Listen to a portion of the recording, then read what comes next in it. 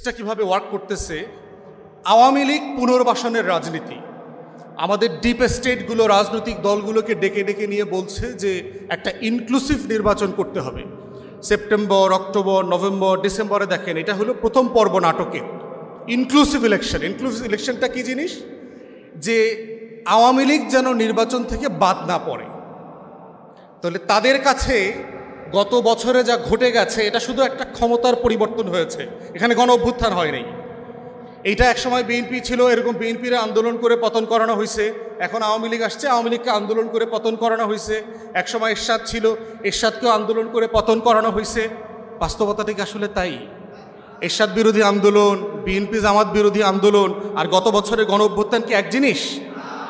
কিন্তু তারা দেখবেন মিডিয়াতে সবাইকে একই ভাষায় বলবার চেষ্টা করতেছে। অতএব তো স্বৈরাচার বিরোধী আন্দোলনের পরে এরশাদ নির্বাচন করে নাই, এরশাদের লোকজন 30-35টা সিট পাইছে না 91-তে। তারপরে হচ্ছে বিএনপি জামাতের বিরুদ্ধে আন্দোলন করার পরে 96-তে কি বিএনপি নির্বাচন করে হারছে, তো সংসদে ছিল তো। তাহলে এইবারও কেন এই হাসিনা চলে গেছে, আবার বিএনপি আবার ক্ষমতায় আসবে, আওয়ামী লীগ নির্বাচন করবে? যুক্তিগুলো খেয়াল করে দেখেন। তাহলে নাটকের প্রথম পর্ব ছিল আওয়ামী লীগকে পুনর্বাসন করা হবে ভোটের মাধ্যমে।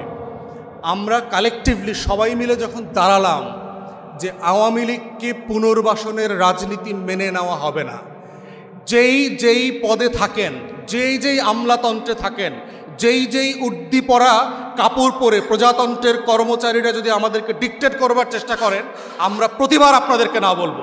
যেভাবে দিল্লির আধিপত্যবাদের বিরুদ্ধে আমরা বারবার না বলেছি এবং আমরা লড়াই করেছি, আওয়ামী লীগ পুনর্বাসনের রাজনীতি হবে না।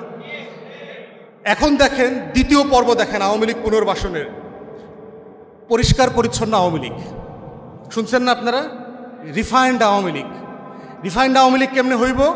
এই সাবের হোসেন চৌধুরী সাহেবের মতো একটা ভদ্র মানুষ, ভালো মানুষ, কথা সত্য। গোখরা সাহেবের সাল বদলাইলেও কি ওর বিষদাঁত পরিবর্তন হয়? সাপের চামড়া বদলায়, গ্রামে দেখছেন? হ্যাঁ, সাপের চামড়া বদলায় না? চামড়া বদলাইলে কি ওর খাইসলত বদলায়? খাইসলত বদলায় না। আওয়ামী লীগ হইল সেই রকম গোখরা সাপ। অতএব এই গোখরা সাপ বারবার কইব যে ভাই আমি কিন্তু এখন নাচতে পারি, আগের মধ্যে চিল্লাচিল্লি করি না, আমি এখন নাচি, তো আমার নাচ দেখতে আসেন। ও নাচের ফাঁকেও সুযোগ পাইলে কি করবে? ছোবল দেবে। আওয়ামী লীগ হচ্ছে গোখরা সাপ। ও যে পোশাক পরে আসে, ও যত ভদ্র ভাষায় কথা বলে, ও যত সুন্দর করে নাচে, দিন শেষে ও আওয়ামী লীগ, ও দিল্লির দালাল, আমার নিরাপত্তার হুমকি। এটা হলো বটম লাইন। অতএব সেই বয়ানের রাজনীতি বুঝতে হবে। এটা হচ্ছে বাংলাদেশপন্থী রাজনীতি, এইটা হচ্ছে আওয়ামী লীগ পুনর্বাসন।